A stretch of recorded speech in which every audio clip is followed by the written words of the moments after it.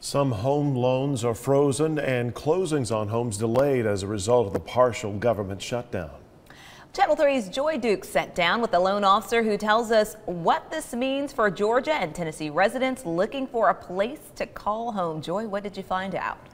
Latrice, Greg, loan officer Patty Becknell with Prime Lending tells me that USDA rural development loans make up 25 to 30% of the type of loans she sees come through her office.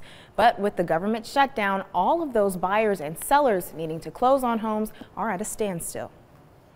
It's day 20 of a partial government shutdown. We hope it won't be too much longer, but you don't know, And with each day that passes, the stakes are getting higher for home buyers and sellers seeking USDA loans. If it keeps dragging out, yes, we'll probably see a little bit of panic with people. That's because the U.S. Office of Rural Development is closed, leaving people in the process of getting a USDA loan stuck. You can still start a loan application and process it and do the appraisal, get it all ready, even run through their automated underwriting system, but we can't get an underwriter to physically sign off on the commitment until they're back up and running.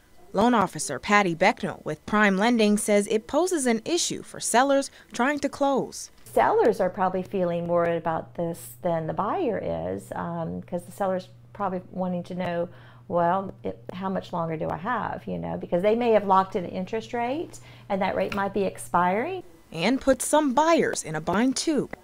Unless if the buyer needs to get out of their apartment and they've already terminated their lease, then you're going to find that's going to be a little bit more stress on that buyer, unless if they have a lease that's able to go month to month. The longer the shutdown continues, the more backed up she says the Rural Development Office will be once it reopens. Catching up on all pending closings could take weeks.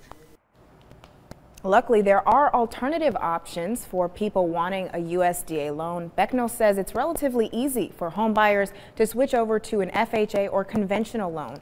She recommends USDA loan seekers, in Tennessee and Georgia check with state-funded loan options first. Live in the studio, Joy Dukes, Channel 3 Eyewitness News.